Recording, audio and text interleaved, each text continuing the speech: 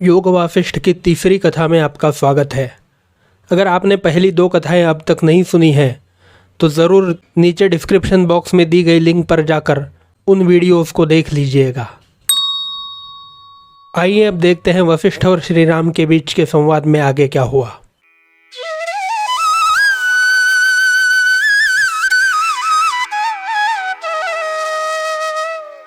श्री राम का विवेक और वैराग्य तथा तत्वज्ञान के प्रति उनकी तीव्र जिज्ञासा देखकर विश्वामित्र राम से बोले, हे राम, तुम तो तत्वज्ञान के योग्य अधिकारी हो।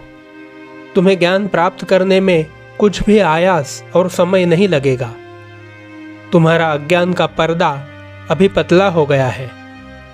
वशिष्ठ के उपदेश मात्र से ही तुम्हारा अज्ञान नष्ट होकर आत्मज्ञान का प्रकाश होगा और तुम जीवन मुक्त होकर इस संसार में जीवन व्यतीत करोगे।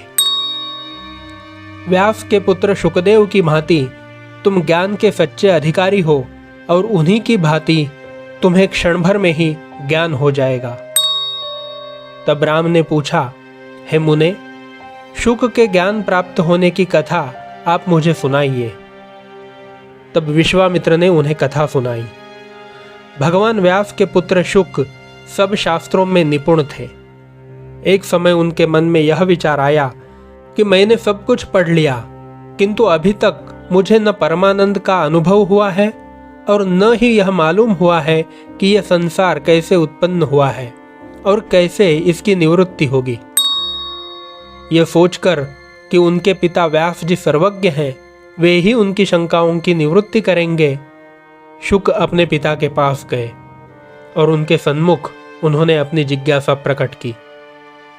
व्यास ने उनको कहा, पुत्र, मैं सर्वतत्वज्ञ तो नहीं हूं, राजा जनक सर्वतत्वज्ञ हैं।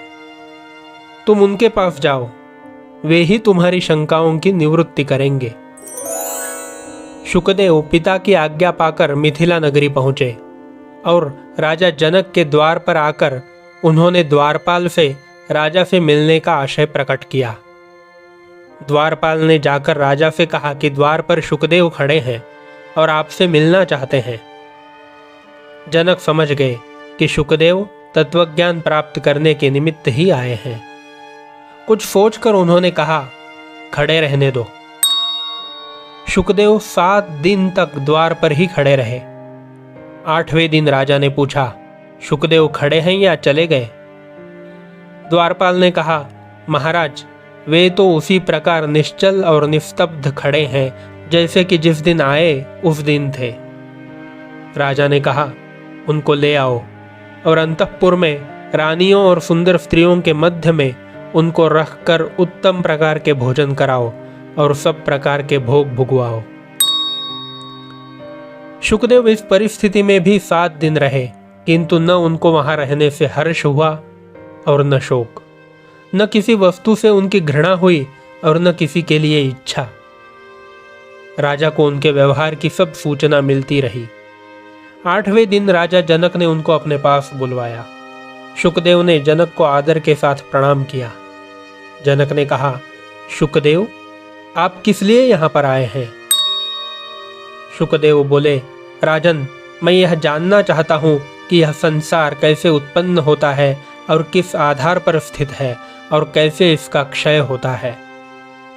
क्या इससे बाहर निकलकर शांत और निश्चल आनंद में स्थित रहने का भी कोई उपाय है? राजा बोले, हे शुक, यह संसार अपने चित्त में ही उत्पन्न होता है और चित्त के निस्संकल्प, निर्वेद अथवा निस्फुरण होने से क्षीण होता जाता है। चित्त के संकल्प में इसकी स्थिति है। दृश्य के लिए जब तक मन में वासना है तभी तक संसार का अनुभव होता है। वासना का सर्वथा क्षय होने से ही आत्मानुभव होकर परमानंद में स्थिति होती है।